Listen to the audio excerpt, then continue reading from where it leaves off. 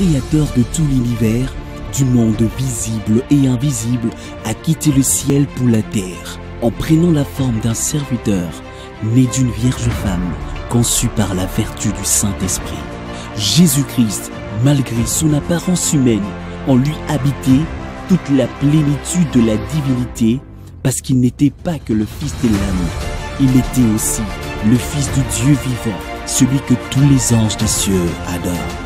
Il est le seul envoyé de Dieu qui a apporté aux hommes la grâce et la faveur divine d'être sauvés et d'avoir, par la foi en son nom, la vie éternelle.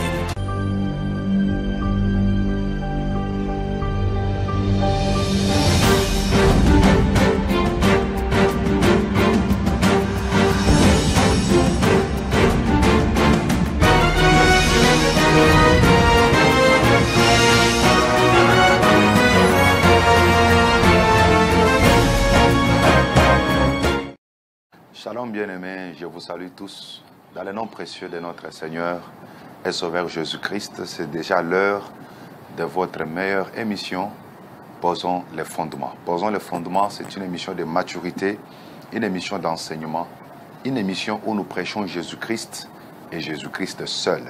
Une émission où nous prêchons la doctrine de Jésus et cette même doctrine a été aussi prêchée par les apôtres. Nous ne faisons que le travail de la continuation de ce que les apôtres faisaient déjà à leur époque. Nous prêchons Jésus-Christ, nous enseignons Jésus-Christ et nous enseignons sa doctrine. Moi, c'est le pasteur Cédric Loukoussa. Je suis le pasteur de l'église Temple Chrétien Mont-Carmel. Temple Chrétien Mont-Carmel, nous sommes sur l'avenue Kitega, numéro 110, dans la commune de Kinshasa. Kitega, numéro 110, dans la commune de Kinshasa. Alors nous avons commencé ce merveilleux sujet. En fait, c'est la continuité du grand thème qu'on avait intitulé le passé, le présent et l'avenir d'Israël. Mais ici, nous avons voulu essayer un peu de distinguer par rapport à l'intitulé, parce que c'est pour permettre un peu la compréhension facile. C'est ainsi que nous avons intitulé notre sujet « Qui est Élie de Malachie 4 ?» Qui est Élie de Malachie 4 ? Je vous prie d'ailleurs de lire Malachie chapitre 4, le verset 5 et le verset 6. Lisons la parole du Seigneur. « Voici, je vous enverrai Élie le prophète, avant que le jour de l'Éternel arrive, ce jour grand et redoutable. Il ramènera le cœur des pères à leurs enfants et le cœur des enfants à leurs pères, de peur que je ne vienne frapper le pays d'interdit. » Amen. Nous sommes en train d'étudier cette problématique. Qui est Élie de Malachie chapitre 4? Qui est Élie de Malachie 4? En fait, vous allez voir que dans le monde ecclésiastique, il y a plusieurs personnages qui se réclament être des Élie de Malachie 4. Vous allez remarquer cela, c'est vraiment courant. C'est vraiment courant, surtout aux États-Unis. Dans les recherches, on montre même qu'il y a environ plus de 100 personnes qui s'étaient réclamées être des Élie de Malachie 4. Vous voyez, il y en a plusieurs. Alors, il y en a aussi d'autres qui pensent que Élie de Malachie 4, il s'agit bien de Jean-Baptiste. Il s'agit bien de Jean-Baptiste. Quand vous allez au Kassai, chez Bakwa Kalonji, vous allez trouver aussi une autre personne qui se réclame être Élie de Malachie 4. Alors, nous, en tant que des chrétiens, nous devons, qui utilisons la Bible tous les jours pratiquement, nous ne devons pas manquer de connaissances par rapport à ça. Et nous devons avoir une réponse qui est une réponse scripturaire. Il n'y a pas de choses que nous allons inventer aujourd'hui parce que tout est écrit dans la Bible. Aujourd'hui, vous allez remarquer que plusieurs personnes rejettent la Bible, même les choses qui sont dites clairement dans la Bible, mais vous allez voir, ils les rejettent pour s'attacher à leurs dogmes et aussi à l'air credo.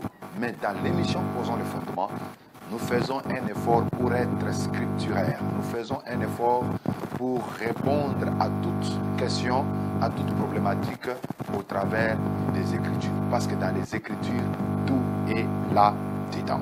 Alors, nous avons compris d'abord, avant de répondre qui est Élie de Malachie 4, il était très important de comprendre d'abord le ministère d'Élie, pratiquement, quelle est la mission d'Élie. Et là, si vous voulez retrouver toutes ces connaissances, veuillez retourner, entrer dans notre chaîne YouTube, Pasteur Cédric Lukusa officiel. Vous allez voir que nous avons déjà traité cette problématique. Mais du moins, pour donner juste une idée, si c'est votre première fois de nous suivre, ou soit si vous n'avez pas suivi l'émission de la fois passée, je vous demande tout simplement de comprendre que le ministère d'Élie, c'est un ministère de rétablissement ou de la restauration. Élie, lorsqu'il était venu en 1 Roi chapitre 17, en 1 Roi chapitre 18, 19 même, son travail c'était de rétablir l'autel qui était déjà renversé. Donc c'est un ministère de rétablissement. Alors, par rapport à une autre question, Jean-Baptiste est-il réellement l'Élie de Malachie 4? Parce que Malachie 4, le verset 5 à 6, Dieu promet que il devait envoyer Élie le prophète. Il devait envoyer Élie le prophète. Alors Jean-Baptiste est-il Élie de Malachie 4? Autrement, Jean-Baptiste a-t-il accompli cette prophétie ou bien elle doit encore s'accomplir dans les jours à venir? Nous avons donné Matthieu chapitre 11, le verset 7 à 15.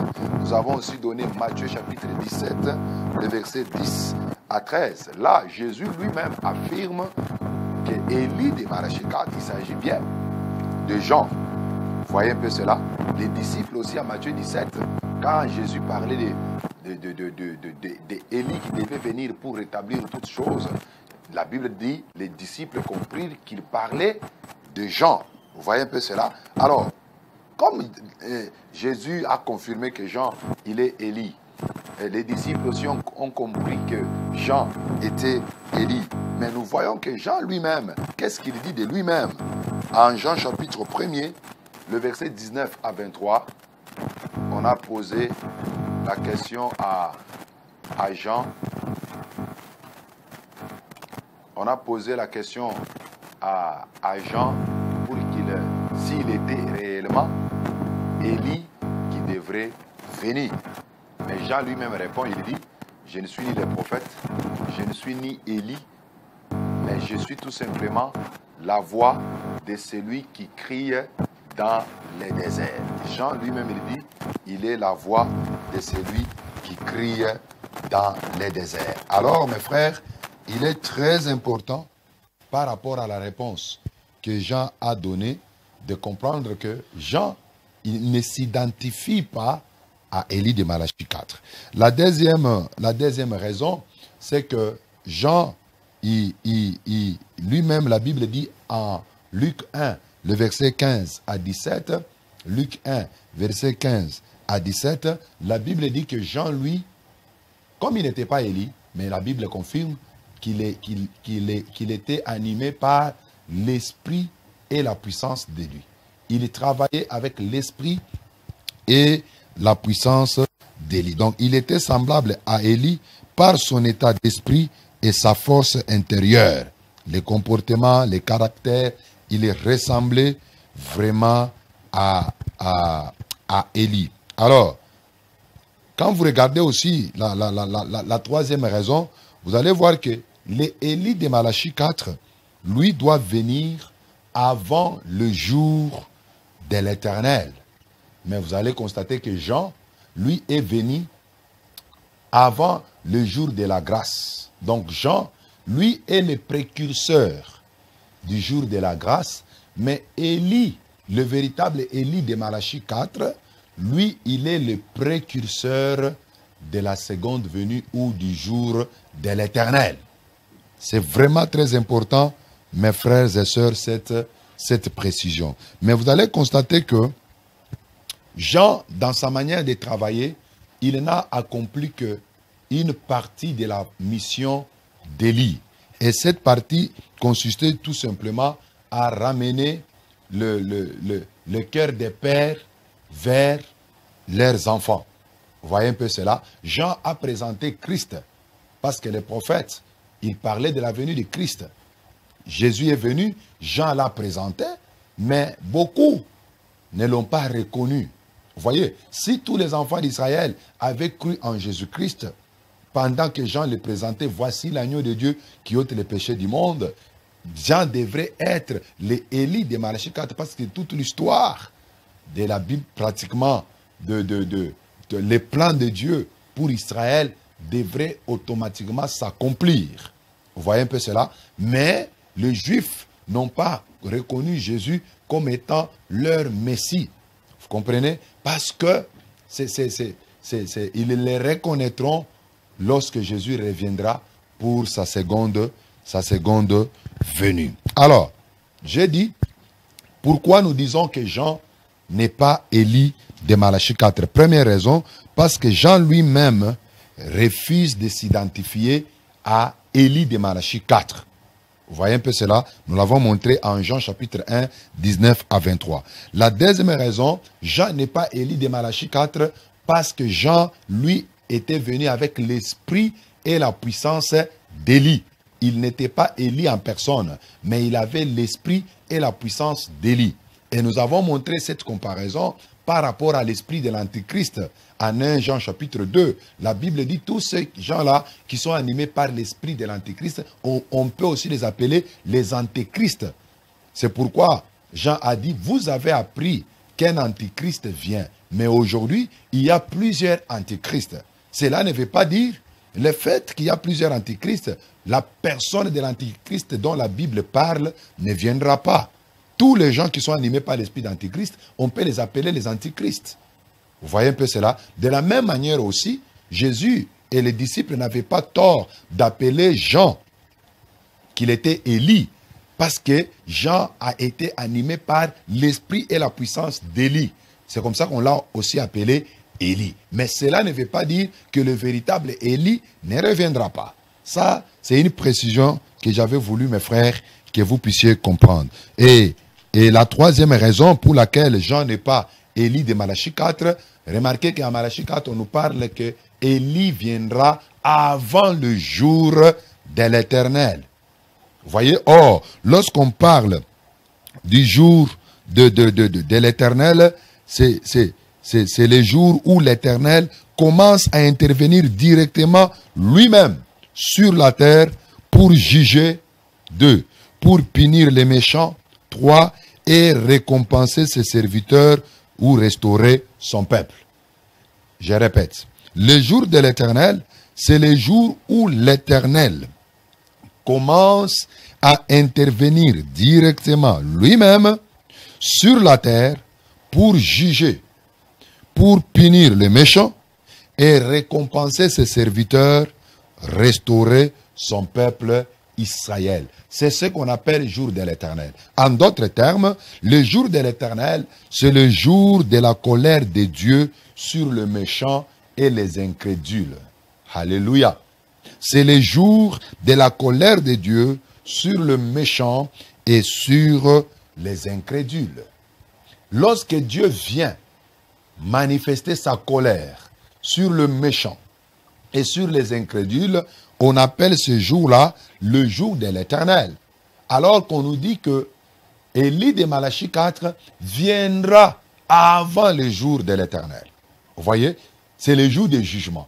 Le jour du jugement. Avant que le jugement ne vienne sur la terre, avant que la colère de Dieu ne s'abatte sur la terre, Élie doit venir pour ramener le cœur des enfants vers leur père. Exactement, c'est ce que la parole du Seigneur dit. Concernant le jour de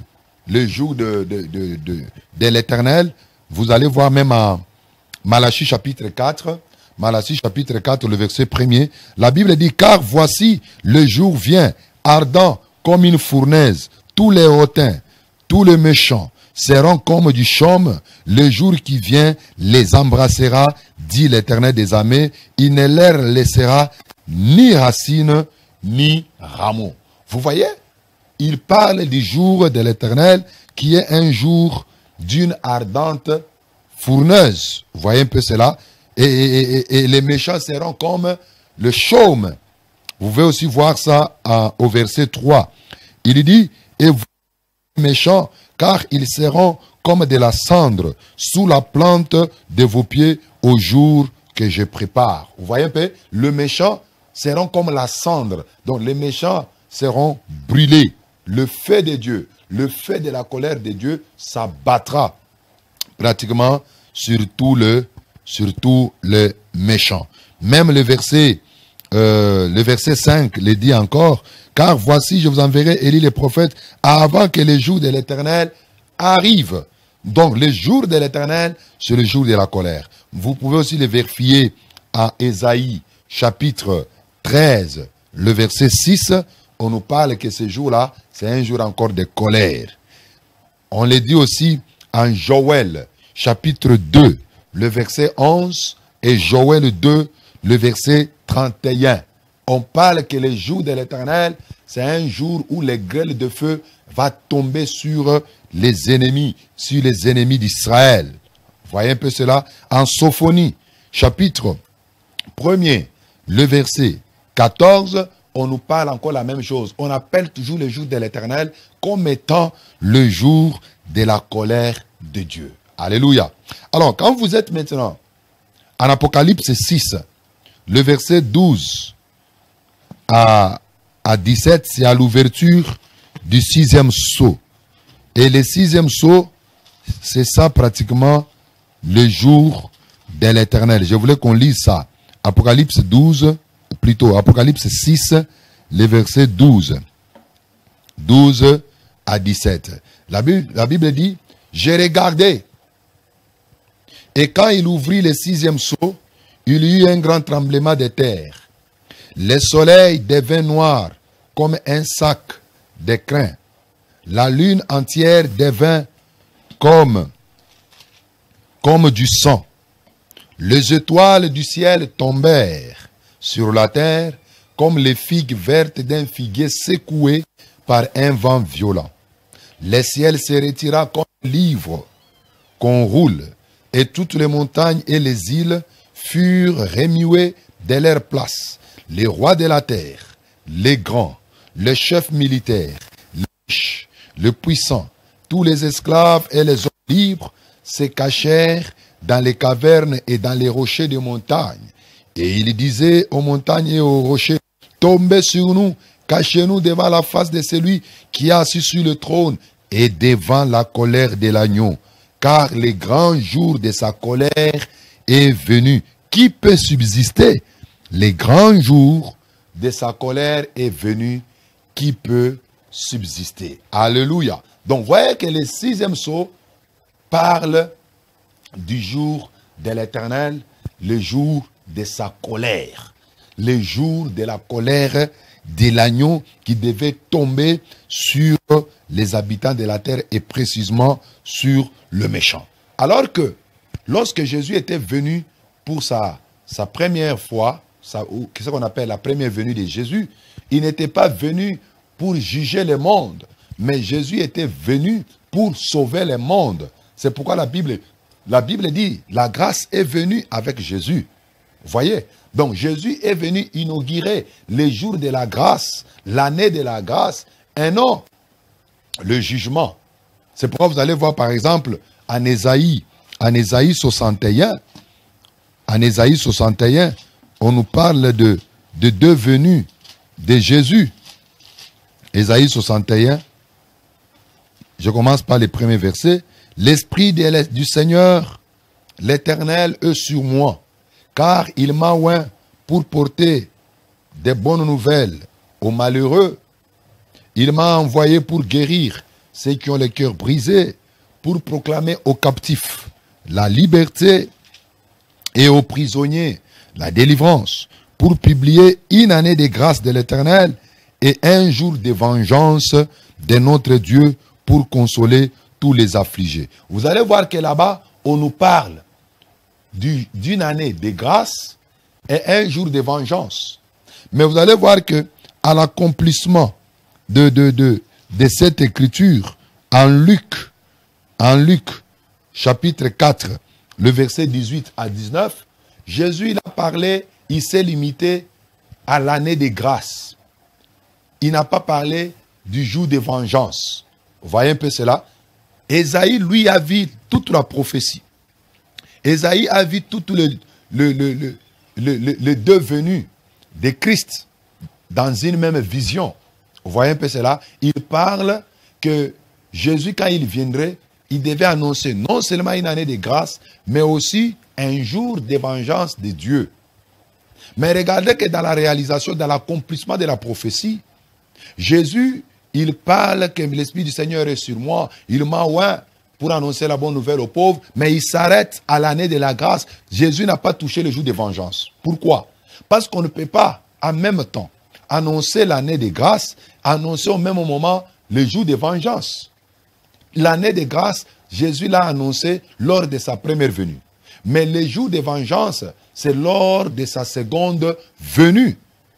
Vous voyez un peu cela? C'est pourquoi, lors de la première venue, Jean, qui était animé par l'esprit et la puissance d'Élie, il était le précurseur de l'année de la grâce. Mais Élie de Malachie 4, lui, il sera le précurseur de l'année et du jour de vengeance, du jour de la colère de Dieu. C'est pourquoi Jean avait raison de dire qu'il n'était pas Élie le prophète. Alléluia. Très important, mes chers frères, c'est très capital. Alors, avançons. Analysons maintenant avec beaucoup d'attention Malachie 4. Et je préfère que nous puissions commencer déjà à partir du premier verset. Je voulais qu'on lise calmement. Donnez-moi vraiment votre attention. Vraiment, donnez-moi votre attention. Nous entrons maintenant dans la profondeur de la matière. Car voici les jours viennent, ardents comme une fournaise. Tous les hautains et tous les méchants seront comme du chaume. Les jours qui viennent les embrassera, dit l'Éternel des armées. Il ne leur restera ni racine, ni rameau.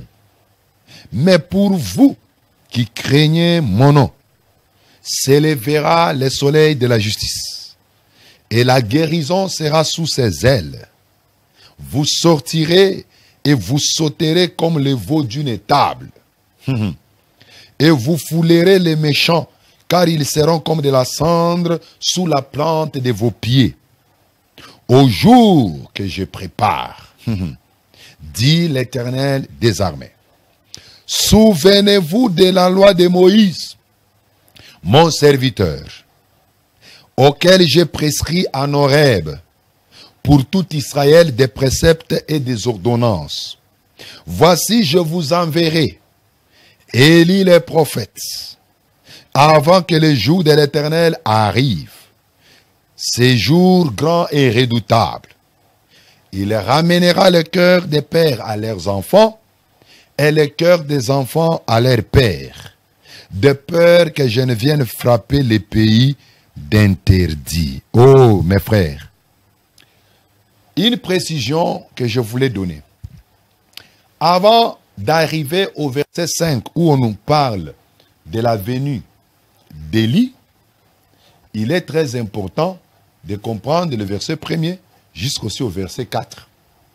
Je crois qu'à partir du premier verset jusqu'au verset 3, on nous présente déjà les jours de l'Éternel et les choses qui devaient arriver sur la terre. Surtout parmi les méchants qui devaient être brûlés par le feu. Parce que la colère de Dieu devrait s'abattre sur la terre. Mais pour empêcher maintenant ou préserver les élus, les enfants d'Israël, des jours de la colère de Dieu, Élie doit venir premièrement. Donc, quand Élie travaille, c'est pour empêcher que les croyants ne tombent pas sous la colère de Dieu. Vous voyez un peu cela? C'est pour les épargner de la colère de Dieu. C'est pourquoi Élie doit venir premièrement. Mais nous devons maintenant savoir, Élie là, il devait venir. Il devait d'abord venir où? Il devait venir d'où? Vous voyez? Et qui est-il réellement? Parce que nous avons compris que Élie n'est pas Jean-Baptiste. Vous voyez? Élie de Malachie 4, ce n'est pas Jean-Baptiste. Parce que Jean-Baptiste avait l'esprit et la puissance d'Élie. Alors comprenons maintenant, Élie là, il est d'où?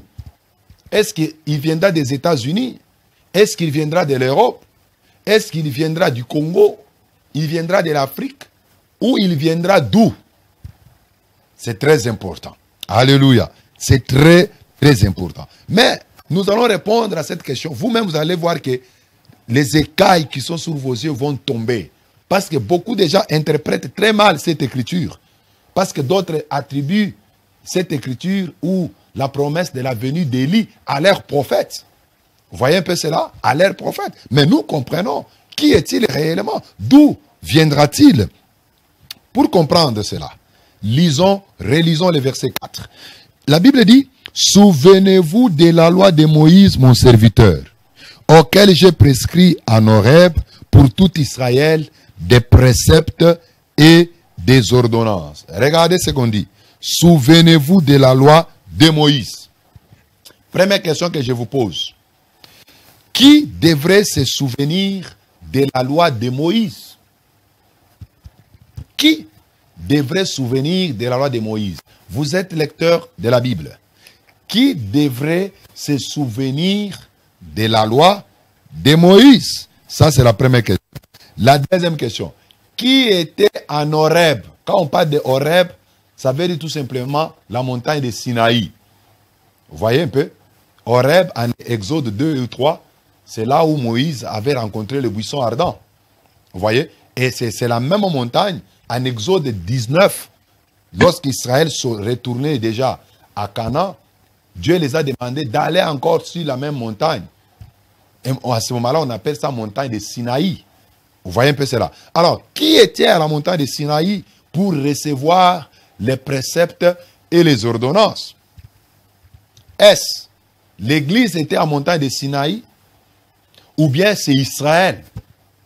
Et vous voyez que la réponse est tellement simple parce que Exode 19 nous parle que c'est lui qui était à la montagne d'Horeb, c'était Israël, c'est le peuple d'Israël. C'est pourquoi Dieu leur dit, souvenez-vous de la loi de Moïse. Nous, l'Église, on ne peut pas se souvenir de la loi de Moïse, parce que la loi de Moïse était comme un voile. Vous voyez un peu cela? Mais nous, l'Église, nous ne sommes pas dans la loi, mais nous sommes dans la grâce. Nous devons nous souvenir des commandements de Christ. Nous devons nous souvenir de la saine doctrine prêchée par les apôtres. Mais la loi, ceux qui devaient se souvenir de la loi, c'est Israël. D'ailleurs, la plupart des prophètes que Dieu a envoyés en Israël, c'était pour les ramener à leur loi. La loi a été donnée à Israël. Mais nous, l'Église, nous ne sommes pas dans la loi, mais nous sommes dans la grâce. Nous sommes dans une autre dispensation que nous appelons la dispensation de la grâce ou la dispensation du Saint-Esprit ou la dispensation de l'Église. Vous voyez un peu cela? Donc, vous comprenez déjà que par rapport à l'origine d'Élie, Élie ne viendra jamais dans l'Église. Élie ne sortira pas des États-Unis. Élie ne sortira pas du Congo. Élie ne sortira pas de l'Asie. Élie ne sortira pas de l'Europe. Mais Élie sortira d'Israël. Alléluia. Il sortira d'Israël parce que la loi a été donnée à Israël. Les préceptes ont été donnés à Israël. Les ordonnances ont été données à Israël. Pour nous, l'Église, la parole du Seigneur dit en Colossiens chapitre 2, le verset 16, que personne ne vous juge au sujet du manger ni du boire, que personne ne vous juge au sujet d'une fête, de la nouvelle lune ou des sabbats, parce que toutes ces choses étaient l'ombre à venir, mais la réalité était en Christ. Vous voyez un peu cela? Souvenez-vous de la loi de Moïse, mon serviteur, que j'ai prescrit à Horeb des préceptes et des ordonnances. Qui devait se souvenir? Il s'agit bien du peuple d'Israël. D'ailleurs, pour renforcer encore cela, prenons même le livre tout entier de Malachie. Je suis à Malachie, chapitre 1er, le verset 1er. Écoute la parole du Seigneur. Oracle, parole de l'Éternel à Israël par Malachie. Parole de l'Éternel. À qui? À Israël. Par qui? Par Malachie. Donc tous les livres ici de Malachie ne s'adressent pas à l'Église. C'est un livre et la prophétie s'adresse à Israël. C'est pourquoi on dit parole de l'Éternel à Israël par Malachie. Donc Malachie est le prophète qui avait les oracles, et ces oracles contenaient la parole de l'Éternel, et cette parole de l'Éternel était adressée à Israël.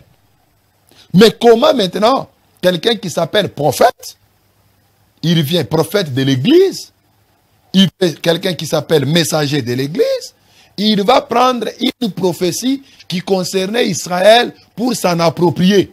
Ça, ce n'est pas honnête. Ce n'est pas honnête. Ce n'est pas honnête, mes frères, à moins que vous cherchiez à interpréter la Bible de votre manière. Mais juste avec cette réflexion, vous voyez que c'est clair. Élie, là, devait venir d'Israël. Parce que le verset 4 nous dit, « Souvenez-vous de la loi de Moïse, mon serviteur, auquel j'ai prescrit en Horeb pour tout Israël. » On a prescrit en Horeb pour qui? Pour tout Israël. Quoi? Des préceptes et des ordonnances. Vous avez compris, mes frères? Écoutez maintenant le verset 5. On dit, « Voici, je vous enverrai Élie le prophète. » Il est très important. Qui parle ici? Je. Je là, c'est qui? Je. Il s'agit de Dieu lui-même. Vous. Parce qu'il dit, je vous enverrai Élie, les prophètes. Il s'adresse, vous là remplace qui? Il remplace Israël. Parce qu'au verset 4, on nous parle que les préceptes et les ordonnances étaient donnés à Israël. Et Dieu dit, je vous ai prescrit que je vous enverrai Élie les prophètes. Je là, c'est Dieu. Vous, c'est Israël. Donc, le prophète Élie va venir pour Israël. D'ailleurs, quand vous prenez Jean, qui avait l'esprit et la puissance d'Élie, Jean, il n'était pas venu dans l'église, mais Jean était venu pour Israël. Jean, quand il prêchait dans les rues de Jérusalem. N'est-ce pas, il baptisait au Jourdain. Est-ce que les Jourdains, c'est aux États-Unis? Les Jourdains, c'est aussi au Congo? Les Jourdains, c'est en Europe? Le Jourdain, c'était en Israël. C'est là où Jean a fait son ministère. Et le ministère des Jean n'avait pas franchi les territoires d'Israël. Mes frères, on dit, je vous enverrai Élie le prophète. Vous là, il s'agit bien d'Israël. Donc, Élie va venir pour Israël et non pour l'Église. Il va aller rétablir le culte en Israël. Parce qu'en 1 Roi chapitre 18, Élie a rétabli l'autel qui était renversé. Or, quand on parle de l'autel, on voit le culte. On voit le culte. Et aujourd'hui, vous allez remarquer que Israël ne prie pas bien parce que le temple n'est pas là. C'est pourquoi Élie doit aller, il ira là-bas pour aller rétablir les cultes. Parce qu'on parle du temple, nous voyons aussi les cultes. Les temples, c'est les centres d'adoration. C'est les centres d'adoration. Et c'est le travail que Élie viendra faire. Mais il le fera après l'enlèvement de l'Église. Parce que jusqu'aujourd'hui, Dieu est en train de travailler avec l'Église. Oh mes frères, la parole du Seigneur est claire. Écoute maintenant le verset 6. Analysons encore le verset 6. On dit, il ramènera le cœur des pères à leurs enfants et le cœur des enfants à leurs pères. C'est ça la mission d'Élie. Élie qui va venir en Israël. Qu'est-ce qu'il fera? Il ramènera le cœur des pères à leurs enfants et le cœur des enfants à leurs pères. Ramener, en d'autres termes, on peut parler de la repentance nationale. Donc toute la nation d'Israël devrait se repentir. Pourquoi? Parce qu'ils ont tué le Messie. Ils n'ont pas cru en Jésus-Christ. Ils n'ont pas cru en Jésus-Christ. Alors, tous les malheurs qui les arrivent, à ce temps-là, après l'enlèvement de l'Église, ils comprendront que les malheurs-là les sont arrivés parce qu'ils ont rejeté le Messie. Ils ont rejeté le Christ. C'est pourquoi Élie ira là-bas pour les ramener maintenant à la repentance nationale. C'est là où s'accomplira Zacharie 12. Là où la Bible dit, je répandrai mon esprit sur la maison d'Israël. Ils pleureront sur moi comme on pleure sur un fils unique venu de Dieu. C'est-à-dire Israël va se repentir. Israël comme nation va se repentir. Alors que lors de la première venue, Israël comme nation ne s'est pas repenti. Il y avait juste ce qu'on appelle le faible reste. Selon l'élection de Dieu. Romains chapitre 11 nous dit que le faible reste, c'est un petit nombre de gens qui avaient cru en Jésus-Christ, qu'ils avaient reconnu. Parmi ces faibles restes qui ont reconnu Jésus comme étant leur Messie, leur Sauveur, il y avait les Pierre les gens, il y avait les 120 qui étaient dans la chambre haute, il y avait aussi les 3000 âmes qui se sont repenties après la prédication de Pierre en Actes chapitre 2 et en Actes chapitre 3. Paul aussi fait partie de ces gens-là. Vous voyez un peu cela? Ce n'était pas la nation tout entière, mais il y avait juste une poignée de gens qui avaient cru en Jésus-Christ. Mais lorsque Élie viendra, le véritable Élie, lorsqu'il reviendra, toute la nation d'Israël va se repentir, va reconnaître Jésus comme étant leur Messie. C'est pourquoi on dit qu'il les ramènera. Et celui qui va amener Israël à la repentance nationale, c'est Élie. C'est ce qu'on appelle d'ailleurs le rétablissement. Alors on dit, il ramènera le cœur des pères à leurs enfants. Comprenons, qui sont les pères et qui sont les enfants? Et pour répondre à cette question, je n'invente pas de réponse. Actes des apôtres répond à ça. Actes chapitre 3, les versets 22 à 25. Acte 3, 22 à 25. Moïse dit, le Seigneur votre Dieu vous suscitera d'entre vos frères un prophète comme moi. Vous l'écouterez dans tout ce qu'il vous dira. Et quiconque n'écoutera pas ces prophètes sera exterminé du milieu du peuple. Tous les prophètes qui ont successivement parlé depuis Samuel, ont aussi annoncé ces jours-là. Écoute maintenant. Vous êtes les fils des prophètes et de l'alliance. Vous êtes les fils des prophètes et de l'alliance que Dieu a traitée avec nos pères. Vous voyez un peu cela? Avec nos pères. En disant à Abraham, toutes les familles de la terre seront bénies en ta postérité. Vous voyez un peu cela? Toutes les familles de la terre seront bénies en ta postérité. L'apôtre Pierre dit, vous êtes le fils des prophètes.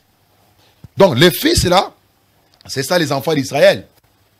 Vous voyez un peu cela? Mais le père, ce sont les prophètes. Le père, c'est Abraham, c'est Isaac, c'est Jacob. Ce sont là les pères pour les enfants d'Israël. Alors, quand on dit il ramènera le cœur des pères à leurs enfants et le cœur des enfants à leurs pères, c'est-à-dire, Élie, quand il va venir, il va amener les enfants d'Israël à la foi de leur père, c'est-à-dire Abraham, Isaac et Jacob. Qu'est-ce que leurs pères croyaient? Ils croyaient et ils attendaient la vraie postérité d'Abraham. Et la vraie postérité d'Abraham, il s'agit bien de Christ. C'est Jésus qui est la vraie postérité d'Abraham. Donc, Élie, quand il vient, il va ramener le cœur des enfants d'Israël à Jésus. Waouh! Parce qu'on dit bien, je répète le verset 25, vous êtes des fils des prophètes et de l'alliance que Dieu a traité avec nos pères en disant à Abraham, vous voyez un peu cela, toutes les familles de la terre seront bénies en ta postérité. Quelle est la postérité d'Abraham par laquelle toutes les familles de la terre devraient être béni. C'est Galates chapitre 3 qui répond à ça. Il dit cette postérité-là, il s'agit bien de Christ. Vous voyez? Donc c'est ça la foi. C'est ça le cœur des pères. C'est ça le cœur des pères. Les pères croyaient à la venue de Christ. Ils attendaient la venue de Christ. Mais Christ est venu, Israël ne l'a pas reconnu comme étant le Christ. Ils l'ont rejeté, ils l'ont lapidé, ils l'ont même tué. C'est ainsi que Élie viendra pour ramener les enfants d'Israël à croire en Jésus-Christ, à les reconnaître comme étant leur Messie, à les ramener à la repentance nationale. Nationale. C'est pourquoi en Acte 2, 39, lorsque Pierre expliquait, il dit, les enfants d'Israël, quand Pierre prêchait, ils étaient touchés. Ils ont dit, oh mon frère, que ferions-nous? Et Pierre a répondu, repentez-vous et que chacun de vous soit baptisé au nom de Jésus pour le pardon de vos péchés et vous recevez les dons du Saint-Esprit. Alors, cette repentance que la minorité avait cru à l'époque, après l'enlèvement de l'Église, lorsque Élie ira prêcher en Israël, il y aura la repentance nationale. Tous les Juifs se repentiront et ils reconnaîtront Jésus comme étant leur Messie. Donc, à la question, qui sont les pères et qui sont les enfants? Nous avons compris que les pères, il s'agit bien d'Abraham, d'Isaac et de Jacob. Les pères, ce sont les prophètes. Et les fils ou les enfants, ce sont les Juifs. Vous voyez que, mes chers frères, sans beaucoup de gymnastique, l'écriture est trop simple et l'interprétation est scripturaire. Je n'invente rien. Alléluia. Écoute encore, je retourne à Malachie 4. Je voulais analyser encore quelque chose là-bas. Oh, j'aime bien la parole. Écoute le verset 6, la dernière partie. On dit, il ramènera le cœur des pères à leurs enfants et le cœur des enfants à leurs pères, des pères que je ne vienne frapper les pays d'interdit. Waouh! C'est-à-dire quoi? Si il n'y a pas repentance nationale, s'il n'y a pas rétablissement, s'il n'y a pas réconciliation entre Israël et Dieu, Dieu dit, je viendrai frapper les pays d'interdit. Quel est ce pays qui devait être frappé d'interdit? C'est les États-Unis. L'Église est-il devenu un pays? Vous voyez? Vous voyez que l'Église n'est pas un pays. Mais Israël, c'est un pays. Vous voyez? C'est-à-dire, les pères que je viens frapper, les pays d'interdit, veut dire tout simplement que les habitants devraient être exterminés comme autrefois les villes de Canaan étaient vouées à l'interdit. Quand vous prenez par exemple Deutéronome chapitre 13, les versets 12 à 18. Deutéronome 13, 12 à 18. Et Deutéronome 20, le verset 16. Vous allez voir que Dieu demandait aux enfants d'Israël, lorsqu'ils prenaient possession d'un des territoires de Canaan, la ville était vouée à l'interdit. Vous voyez un peu cela? La ville était vouée à l'interdit. C'est-à-dire qu'on devait exterminer tous les habitants qui étaient là-bas. Donc Dieu dit, quand Élie viendra, il ramènera le cœur des pères à leurs enfants et le cœur des enfants à leurs pères. Si cela n'est pas fait, je viendrai frapper les pays d'interdit. C'est-à-dire, je vais exterminer les habitants du pays. Quand vous regardez cette prophétie, ramenons-la à Jean. Parce que nous avons dit, Jean a accompli une partie de la prophétie.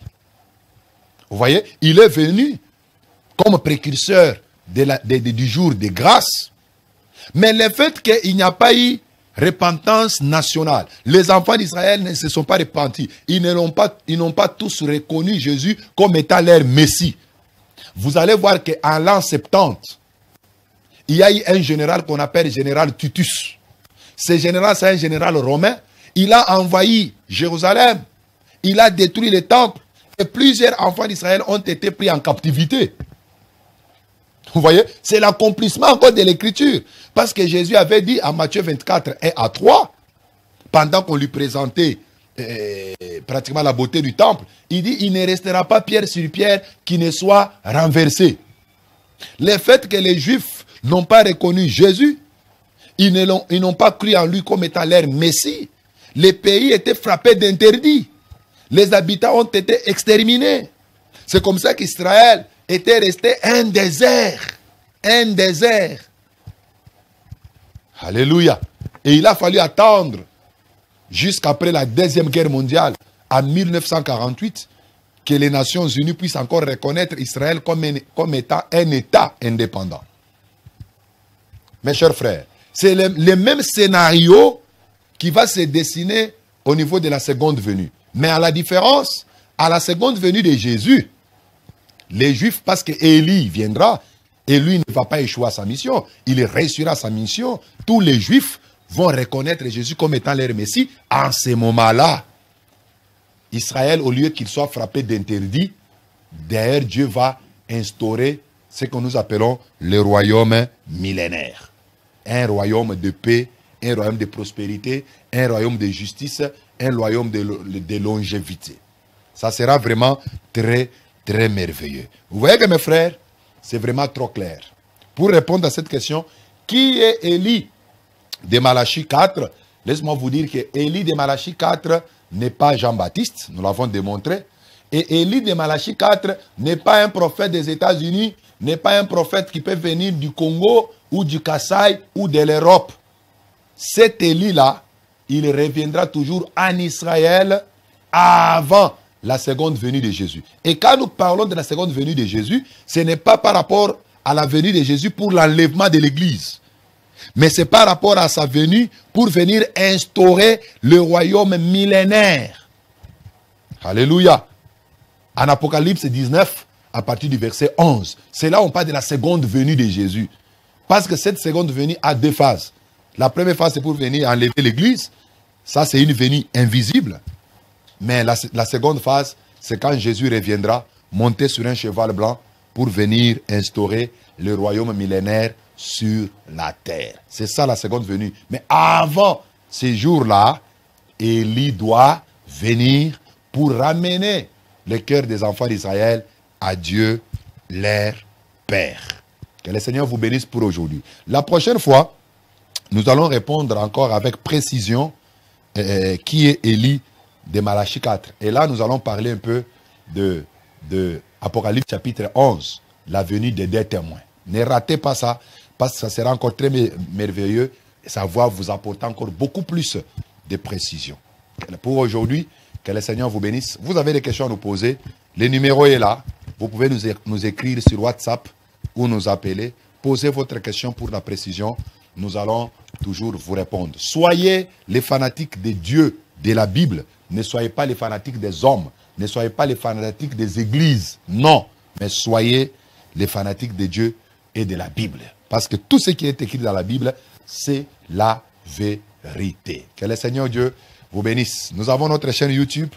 Veuillez visiter notre chaîne YouTube. Pasteur Cédric Loukoussa. L'adresse est sur le bas de vos écrans. Entrez là-bas. N'oubliez pas de vous abonner. Vous allez trouver d'ailleurs beaucoup d'autres vidéos qui sont déjà passées dans cette chaîne. Nous avons aussi une page Facebook.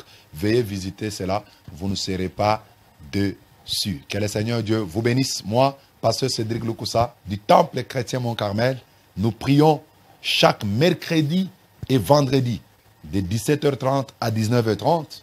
Et le dimanche, c'est de 8h juste à 11h30. Nous sommes situés sur l'avenue Kitega. Avenue Kitega, numéro 110, dans la commune de Kinshasa. C'est au croisement des avenues Kitega et la grande principale Kassavubu. Dès que vous êtes là-bas, demandez Kitega, on va vous montrer le numéro 110. C'est la deuxième parcelle.